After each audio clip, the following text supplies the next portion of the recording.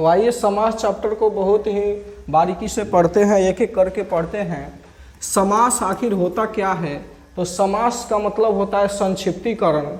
बहुत सारे शब्दों को या दो से अधिक शब्दों को या पदों को एक साथ जोड़ करके सार्थक अर्थ बनता है, वही समास होता है। मतलब कहने का है कि दो या दो से अधिक पदों या शब्दों के मेल से बने सार्थक अर्थ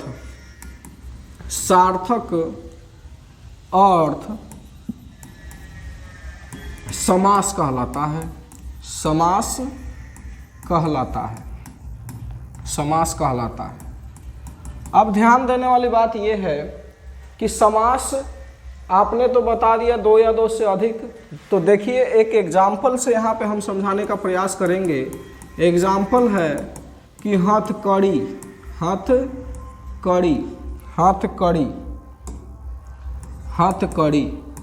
अब देखो हाथ के लिए कड़ी, इसका अगर हम विस्तार करेंगे तो हो जाएगा हाथ के लिए कड़ी। हाथ के लिए क्या हो जाएगा? कड़ी। और देखो रसोई घर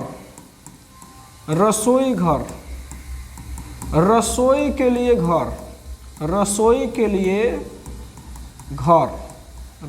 लिए घर। अभी हमने लिखवाया आपको, बताया आपको कि दो या दो से अधिक शब्द को मेल करके एक सार्थक अर्थ बन रहा है। अब देखिए यहाँ पर हथकड़ी, हाथ के लिए कड़ी। देखो एक शब्द, दो, तीन, चार, चारों को आपस में मर्ज करके एक चीज बना, एक शब्द बना हथकड़ी, जिसका अर्थ सेम अर्थ हो रहा है। जो हाथ के लिए कड़ी जो चीज होता है वही चीज हथकड़ी बोल देने से भी हो जा रहा है। अब है रसोई घर, रसोई के लिए घर, सेम वही चीज, चार अक्षर, चार गो शब्द मिल करके एक रसोई घर बनाया और इसका अर्थ जो होगा वो भी इसके अर्थ के बराबर होगा। ठीक, अब चलते हैं हम लोग समास के भेद के तरफ। आखिर समास के कितने भेद होते हैं? समास के 6 भेद होते हैं। समास के कितने भेद होते हैं? 6 भेद होते हैं। समास के 6 भेद होते हैं।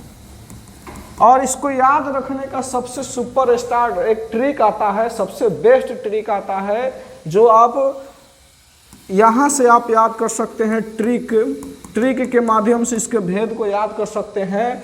ट्रिक का नाम है द्वंद्वी अब तक। अब देखो चीज ये, द्व से क्या हो जाएगा जी? द्वंद्व समास। द्वि से क्या हो जाएगा? द्विगु समास।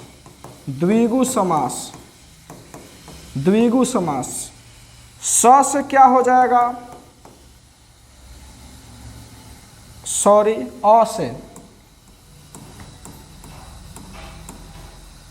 हाँ, अ से अव्ययी भाव समास।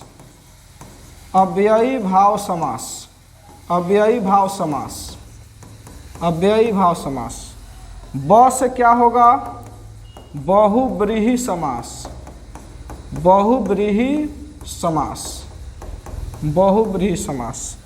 और त से क्या हो जाएगा जी? तत्पुरुष समास। क से क्या हो जाएगा? कर्मधारय समास।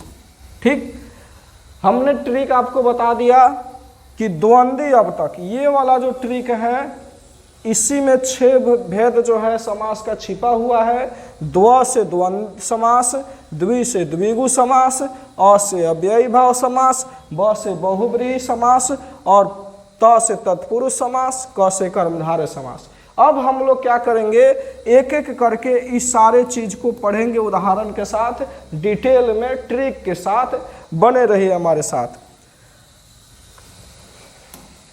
चलिए अब 1 नंबर में हम लोग पढ़ेंगे खूब डिटेल में, खूब बढ़िया से अव्ययी भाव समास के बारे में। अव्ययी भाव समास के बारे में। अव्ययी भाव समास क्या होता है? अव्ययी भाव समास। तो सबसे पहले जान लीजिए कि इस समास में, इसमें प्रथम पद प्रधान होता है। प्रथम पद प्रधान होता है, प्रधान होता है, प्रथम पद प्रधान होता है। ठीक, प्रथम पद प्रधान होता है। उसके बाद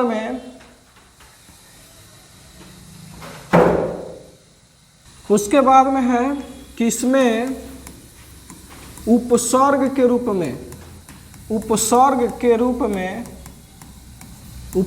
रूप में या ऐसे कह लीजिए प्रथम पद में, उपसर्ग के रूप में या पद में अनु,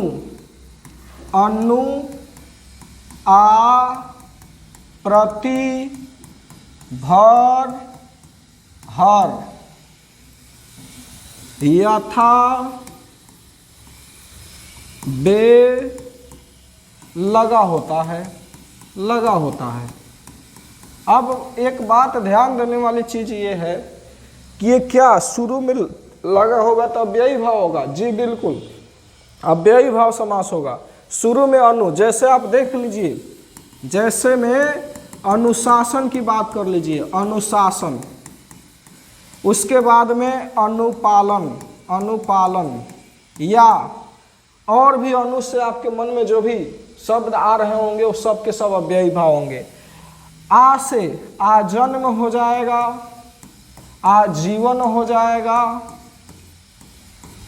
प्रति से प्रतिदिन हो जाएगा, प्रति वर्ष हो जाएगा, प्रति भट्ट हो जाएगा, प्रतिभट्ट कटक कटीले केते काटी काटी कलिका सी किलकी कले देते काल को। प्रतिभट्ट मीन्स होता है दुश्मन। ठीक, उसके बाद में भर का मतलब होता है, यहाँ भर से शब्द बनाएंगे भरसक या भर पेट, भर पेट। उसके बाद में हर हर, हर हर हो जाएगा या हर साल हो जाएगा, हर साल हो जाएगा। उसके बाद में यथा से शब्द बनाइए, यथाशीघ्र, यथाशीघ्र या यथासंभव, यथासंभव हो जाएगा। ठीक, उसके बाद में बेशर्म हो जाएगा, बेशर्म, बेइज्जत हो जाएगा, बेइज्जत हो जाएगा, बेवकूफ़ हो जाएगा, बेवकूफ़ हो जाएगा आदि शब्द। यानी ऐसे शब्द जिसके शुरू में ही आपको क्या क्या मिल जाए, अनु, आ, प्रति, भर, हर, यथा, बे, वो सब के सब क्या होंगे, वो कौन से समास होंगे? तब अव्ययी भाव समास होंगे। तो ये ध्यान देने वाली बात है कि शुरू में, शुरू वाला पद में या आप बोले तो उपसर्ग के रूप में अनु, आ, प्रति, भर, हर, यथा, बे लागल होगा, तो आज के बाद आप समझेंगे उसको अव्ययी भाव समास। चलिए अब एक चीज और इम्पोर्टेंट इसमें हम बताना चाहेंगे कि इसमें ना अव्ययी भाव समास में शब्दों की पुनरावृत्ति होती है। इसमें क्या होती है जी? इसमें शब्दों की पुनरावृत्ति होती है, पुनरावृत्ति होती है, पुनरावृत्ति होती है, पुनरावृत्ति होती है। जैसे में आपको हम बताना चाहेंगे कौन से शब्द की पुनरावृत्ति है। जैसे रातों रात, दिनों दिन, रातों रात, रातों रात, दिनों दिन, दिनों दिन, भाई भाई, भाई भाई, आगे आगे, आगे आगे, पीछे पीछे। ठीक, भागम भाग, भागम भाग, धड़ाधड़, धड़ाधड़। उसके बाद में आ जाएगा बहुत सारा चीज, बड़े बड़े, छोटे छोटे, बहुत सारा चीज आ जाएगा आपको अव्ययी भाव समास में। इसमें हम लोग ध्यान देंगे कि एक ही शब्द रिपीट हो, उसी को पुनरावृत्ति कहा जाता है। पुनरावृत्ति का मतलब होता है सेम वही चीज दोहराया जाए। जैसे में रातों रात, दिनों दिन, भाई भाई, आगे आगे, पीछे पीछे, भागम भाम, धड़ाधड़, अगर एक दूसरे के अलग हो, डिफरेंट हो, जैसे में रात दिन रहता, दिन रात रहता, भाई बहन रहता, माता पिता रहता, तो आ जाएगा आपका द्वंद्व समास में। ठीक, चलिए आगे बढ़ते हैं, आगे बढ़ते हैं हम लोग सवाल की तरफ। अगला सवाल की तरफ चलते हैं। अब हम लोग पढ़ेंगे 2 नंबर में, 2 नंबर में हम लोग पढ़ेंगे द्वंद्व समास। द्वंद्व समास, ये समास क्या होता है जी, चलिए डिटेल में जानते हैं। द्वंद्व समास में, द्वंद्व समास में, द्वंद्व समास में दोनों पद प्रधान होता है। क्या होता है? दोनों पद प्रधान होता है, प्रधान होता है, दोनों पद प्रधान होता है। ठीक, चलिए आगे है इसमें, इसको तोड़ने पर बीच में और आता है, और आता है। तोड़ने पर बीच में क्या आता है? और आता है। और एक खास बात और बता दें आपको कि इसमें योजक चिन्ह, योजक चिन्ह लागल होता है। योजक चिन्ह ऐसे होता है, बीच में डैश टाइप का, ये लगा होता है, लगा होता है, योजक चिन्ह लगा होता है। ठीक, हम लोगों ने द्वंद्व समास में क्या जाना कि इसका दोनों पद प्रधान होगा, और दूसरा टाइप जाना कि इसको तोड़ने पर बीच में और होगा, तीसरा में जाना कि इसमें योजक चिन्ह होगा। बिल्कुल ऐसा ही होगा। आइए एग्जाम्पल में समझते हैं, उदाहरण में समझते हैं कि आखिर ऐसा क्यों। जैसे में इसके एग्जाम्पल होंगे रात दिन। अब देखो, रात दिन को अगर हम तोड़ते हैं, विस्तारित रूप करते हैं, इसका विग्रह करते हैं, तो रात और दिन बनेगा, रात और दिन बनेगा। तो देखो, और बीच में आया तोड़ने पर, बिल्कुल सही है मेरा, यहाँ पर ये वाला पॉइंट इसको प्रूव करता है। उसके बाद बीच में योजक चिन्ह, तीसरा वाला पॉइंट इसको प्रूव करता है। दोनों पद प्रधान होने के बाद रात अलग अपने आप में एक वैल्यू है, एक वेट है, एक प्रधानता है जी। तो बिल्कुल यही चीज़ है कि दोनों का अलग अलग अपना महत्व है, इसलिए दोनों प्रधान है। तो यहाँ हमारा फर्स्ट वाला भी लाइन हमारा प्रूफ हो जाता है कि दोनों पद इसमें प्रधान है। ऐसे ऐसे और भी एग्जाम्पल हम लेते हैं। आइए चलते हैं, और भी एग्जाम्पल के साथ आपको समझाने का प्रयास किया जाता है। चलिए आगे है, यहाँ पर भाई बहन, भाई बहन, भाई बहन, इसमें भी आपको सेम टू सेम अलग अलग चीज़ मिलेगा। उसके बाद में माता पिता, माता पिता, माता पिता, नदी नाले, नदी नाले, घर द्वार, घर द्वार। ठीक, आप चाहे तो इसको विलोमार्थी में भी ले सकते हैं। ठीक है, जैसे और भी बहुत सारा है, ठंडा गर्म हो जाएगा, सुख दुख, सुख दुख, सुख दुख क्या, ये भी हो जाएगा। सुख दुख से याद आया, कभी कभी हम, हमारी ज़िंदगी हमारी होते हुए भी हमारी नहीं होती है, हमें वो ज़िंदगी भी जीनी पड़ती है जिससे जीने की लोग हमसे उम्मीद करते हैं। ठीक है, तो ये चीज़ है जो है जटिल, कॉम्प्लेक्स सेंटेंस में आता है। ये थोड़ा समझने में आपको समय लगेगा, फिर भी कोई बात नहीं। आइए चलते हैं आगे की तरफ। अगला है हम लोग का द्वंद्व, द्विगु समास। द्विगु समास में चलते हैं हम लोग। द्विगु समास 3 नंबर में आ जाएगा। द्विगु समास, द्विगु समास, इसमें क्या होता है जी, ये समझिए। इसका पूर्व पद संख्यावाची होता है। इसका पूर्व पद क्या होता है? संख्यावाची होता है। इसका पूर्व पद संख्यावाची होता है। संख्यावाची होता है। अब देखो संख्यावाची क्या होता है, द्विगु, दूगो, याद रखना, द्विगु से दू, द्विगु दू, ये ट्रिक है याद रखने का। द्विगु का कैसे याद रखेंगे, दूगो। दू कथी है, संख्या है, नंबर है। तो जिस शब्द के शुरू में ही संख्या वाला बात आ जाए वो सब के सब कौन से समास होंगे, द्विगु समास। जैसे में क्या होगा जी, द्विगु में बताइए, जैसे में एग्जाम्पल में हम यहाँ पर लेते हैं त्रिलोक, त्रिलोक, त्रिवेणी, त्रिवेणी, उसके बाद चौराहा, चौराहा, पंचतंत्र, पंचतंत्र, नवरत्न, नवरत्न, नवरात्रि, नवरात्रि। अब देखो सब में कहीं ना कहीं जो है ये लगा हुआ है संख्यावाची शब्द, सब में संख्यावाची शब्द लगा हुआ है। चौराहा का मतलब होता है 4 गो रास्ता वाला चौराहा होता है। नवरात्रि में 9 रात का नवरात्रि होता है। पंचतंत्र में 5 गो तंत्र का मिला के पंचतंत्र बनता है। ठीक, तो ये चीजें जो है शुरुआती में जो आ गया ना, यही तो द्विगु समास है, यही द्विगु समास है। ठीक है, चलिए अब आगे हम लोग चलते हैं 4 नंबर में, 4 नंबर में पढ़ते हैं हम लोग कर्मधारय समास, कर्मधारय समास, कर्मधारय समास।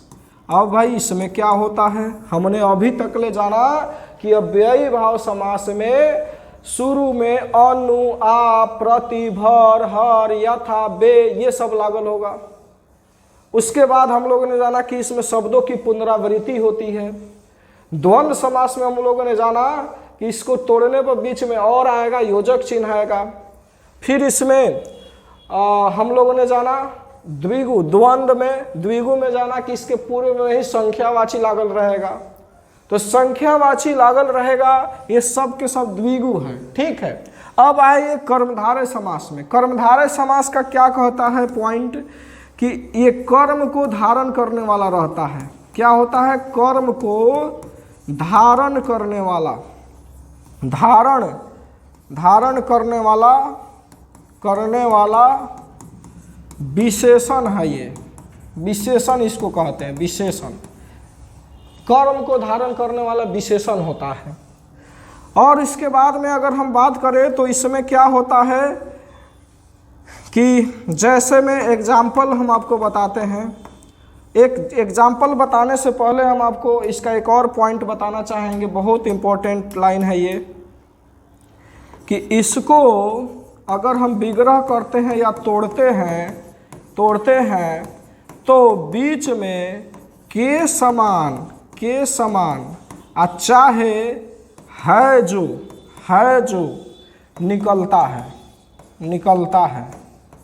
निकलता है। अब जैसे में आपको खूब समझ में आ जाएगा, जैसे में देख लीजिए, जैसे में लिखा रहेगा महात्मा, महात्मा। अब बताइए, महान है जो आत्मा, महान है जो आत्मा, इसी को ना कहते हैं भाई। महात्मा किसको कहते हैं, जो महान आत्मा है, जो महान आत्मा है उसको क्या कहते हैं, यही महात्मा। तो महान है जो, बीच में क्या आया, बीच में है जो आ गया। उसी तरह से और देखते हैं महाराजा, महाराजा, महाराजा, महाराजा, महान है जो राजा, महान है जो राजा, महान है जो राजा। इसमें भी क्या आ गया, है जो आ गया।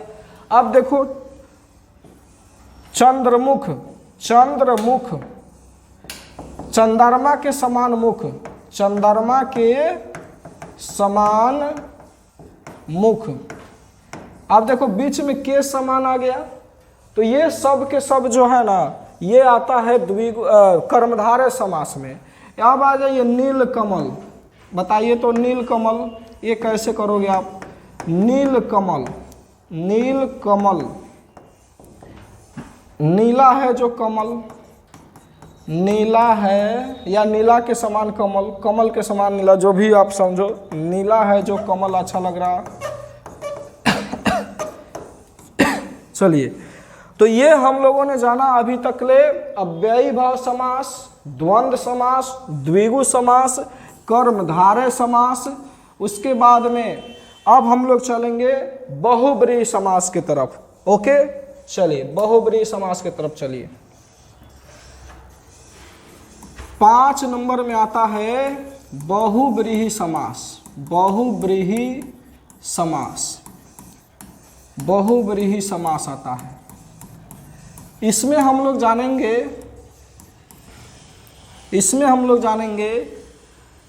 कि इसमें कोई पद प्रधान नहीं होता है। ये क्या? कोई पद प्रधान नहीं होता है, नहीं होता है। तो क्या होता है? कोनो पद प्रधान नहीं होता है तो क्या होता है, चलिए जानते हैं। इसमें दोनों पद मिलकर तीसरा पद बनाता है, तीसरा पद बनाता है, तीसरा पद बनाता है। और वही तीसरा पद प्रधान होता है, प्रधान होता है। क्या होता है जी? वही तीसरा पद क्या होगा? प्रधान होता है। अब चलिए, कौन सा ऐसा चीज है, एग्जाम्पल में इसका क्या प्रूफ है कि आप बता रहे हैं ऐसे कि तीसरा पद प्रधान होगा? आइए जानते हैं। जैसे लंबोदर, लंबोदर, लंबोदर, लंबा है जिसका उदर। एक चीज और है इसमें, लंबा है जिसका उदर, उदर माने पेट, ठीक है। तो अब एगो चीज देखो, इसमें तोड़ने पर जिसका जिसकी आएगा। ये वाला लाइन जरूर याद रखिएगा कि इसको तोड़ने पर जिसका जिसकी आएगा, जिसका जिसकी आएगा, आएगा। और भी एग्जाम्पल लेते हैं, एग्जाम्पल और भी बहुत सारा है। जैसे दशानन, दशानन, 10 है जिसके आनंद, 10 है जिसके आनंद। और भी ले लीजिए पीताम्बर, पीताम्बर, पीला है जिसका अंबर, 10 है जिसका आनंद, यानी रावण को कहते हैं पीताम्बर। पीला है जिसका अंबर, पीला है जिसका अंबर, पीला है जिसका अंबर, यानी पीला वस्त्र धारण करने वाले कृष्ण जी, कृष्ण जी को कहा जाता है। अब है नीलकंठ, नीलकंठ, नीलकंठ, नीला है जिसका कंठ, नीला है जिसका कंठ। अब देखिए नीलकंठ शंकर जी को कहा जाता है, शंकर जी को। अब समझिए क्या बात कि कोई पद प्रधान ही नहीं होता है, दोनों पद मिलकर तीसरा पद, देखिए ना, दोनों पद है 10 और आनंद मिल करके एगो नया शब्द बन गया, नया अर्थ दे रहा है रावण, जो रावण को कहा जाता है रामायण के पात्र और बहुत बलशाली थे ये रावण, जिनको राम जी द्वारा वध किया गया। पीताम्बर, पीला है जिसका अंबर। अब देखिए पीला और अंबर, ये 2 पद मिलकर के तीसरा बना दिए कृष्ण जी, जो धारण करते हैं पीला वस्त्र। अब है नीला और कंठ, ये दोनों पद मिलकर तीसरा बना दिए शंकर जी। तो यही चीज हम अपने पॉइंट में यहाँ पर आप लोगों को दिखाए हैं कि तीसरा पद मिलकर वही महान बन जाता है, वही प्रधान बन जाता है। ओके, अब है इसको तोड़ने पर जिसका जिसकी है, तो अभी हमने बता ही दिया आपको। अब चलते हैं लास्ट 6ठा तत्पुरुष समास की तरफ। अब हम लोग 6 नंबर में आ गए। 6 नंबर में पढ़ेंगे तत्पुरुष समास, तत्पुरुष समास। तत्पुरुष समास।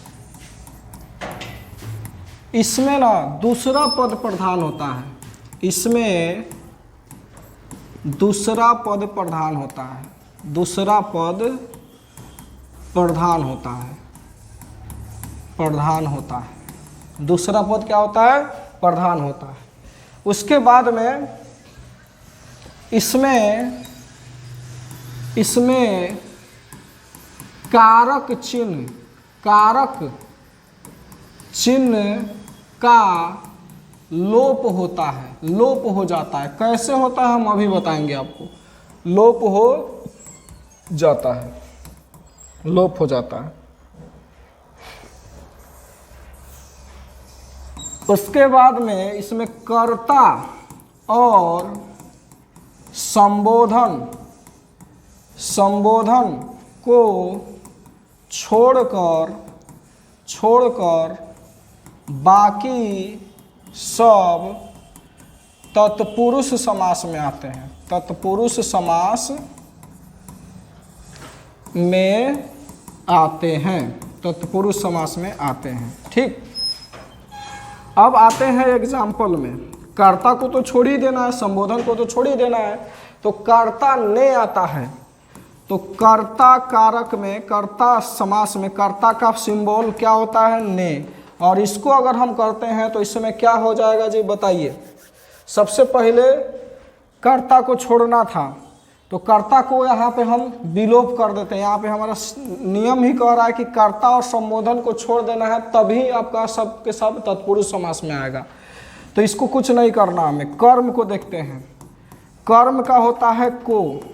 अब को में देखना, गगन चुंबी अगर हम उदाहरण लेते हैं, गगन चुंबी यानी गगन को चुमने वाले, गगन को चुमने वाले, चुमने वाले। अब एक बात बताओ, को आ गया, मतलब को आ गया, साफ साफ स्पष्ट हो रहा है कि को का यहाँ को मैच हो रहा, इसलिए कर्म तत्पुरुष हो जाएगा। आपसे पूछेगा परीक्षा में कि बताइए गगनचुंबी कौन सा समास है, तो तत्पुरुष समास है। तत्पुरुष में कौन समास है? तो ये हो जाएगा कर्म तत्पुरुष। उसके बाद में हो जाएगा करम, करण, करण तत्पुरुष। करण का मतलब क्या होता है जी? से हो जाएगा। ठीक, अब करण से हो जाएगा तो से का मतलब हो जाएगा आपका क्या? ध्यान रखिएगा, अपादान और करण दोनों का से होता है, लेकिन करण का मतलब होता है जुड़ करके, जुड़ाव, और अपादान का मतलब होता है अलगाव। तो अगर हम कहते हैं धनहीन, धनहीन, भयाकुल, भय से आकुल, भयाकुल, तो धनहीन हो जाएगा अपादान, क्योंकि धन हमसे अलग हो रहा है, अलगाव हो रहा है। पेड़ से पत्ता गिरता है, यू में से आ रहा है, तो पेड़ से पत्ता जो है अलगाव हो रहा है, तो इसमें अपादान हो जाएगा। लेकिन करण की बात करेंगे तो इससे भयाकुल, जैसे में क्या हो जाएगा? भयाकुल, भयाकुल, भय से आकुल, भय से आकुल, भय से आकुल। अब देखो भय और आकुल, भय से वो आदमी बेचैन है, आकुल यानी भय उसके अंदर होगा, इसलिए जुड़ाव है, तो इसमें करण हो जाएगा। उसके बाद में आएगा करण के बाद में कर्म करण, उसके बाद में आ जाएगा कथी? बताइए आप लोग। आपादान, बिल्कुल। संप्रदान, संप्रदान आ जाएगा। संप्रदान, संप्रदान का मतलब हो जाएगा संप्रदान तत्पुरुष। उसके बाद में आ जाएगा आपका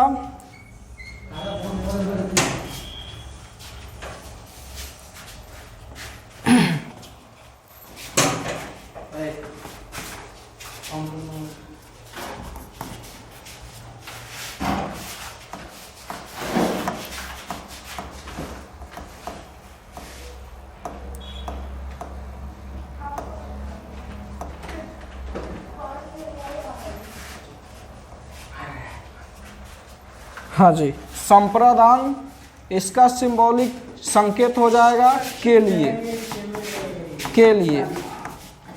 और के लिए जैसे प्रयोगशाला, प्रयोगशाला, प्रयोगशाला, प्रयोग के लिए घर, प्रयोग के लिए क्या होगा जी? घर। प्रयोग के लिए घर, प्रयोग के लिए क्या होगा? घर। यानी यहाँ पे घर, शाला घर को कहिए। तो के लिए जो आया ना, यहाँ पे संप्रदान इसका प्रूफ करता है। उसके बाद में आ जाएगा, उसके बाद में हम लोग का आ जाएगा अगला आपादान, जो अभी हमने चर्चा किया था आपादान का। आपादान का भी मतलब होता है से। करण का मतलब होगा से जुड़ाव के लिए, आपादान का मतलब होगा अलगाव के लिए। जैसे पेड़ से पत्ता गिरता है, अच्छा है ऐसे ले लीजिए धनहीन, धनहीन, धनहीन, धन से हीन, यानी वो व्यक्ति के पास धन दूर दूर तक चला गया है, उससे अलग हो गया, तो धनहीन, धन से हीन, धन से हीन, धन से हीन, ठीक है। उसके बाद में संबंध, संबंध, ये आपको समझ में आ गया होगा। अब थोड़ा सा हम संबंध के बारे में पढ़ेंगे। संबंध, संबंध होता है का के की, का के की। अब देखो राजपुत्र, राजपुत्र कह देने से इसमें संबंध का पता चल रहा है कि राजा का पुत्र, राजा का पुत्र। उसके बाद में बात करें अधिकरण, अधिकरण, अधिकरण होता है में पर, में पर। जैसे में पर लोकप्रिय की बात करें, उदाहरण में लोकप्रिय, यानी लोक में प्रिय, क्या होगा? लोक में प्रिय, लोक में प्रिय, लोकप्रिय। तो अधिकरण में पर, छत पर बैठा है, छत पर बैठा, तो पर वाला जो चीज आ गया वो आ गया आपका अधिकरण तत्पुरुष में। उसी तरह से बहुत सारा उदाहरण हम तुरंत आपको बताने वाले हैं VVI सीरीज में। तब तक के लिए इतना ही, धन्यवाद, जय हिंद।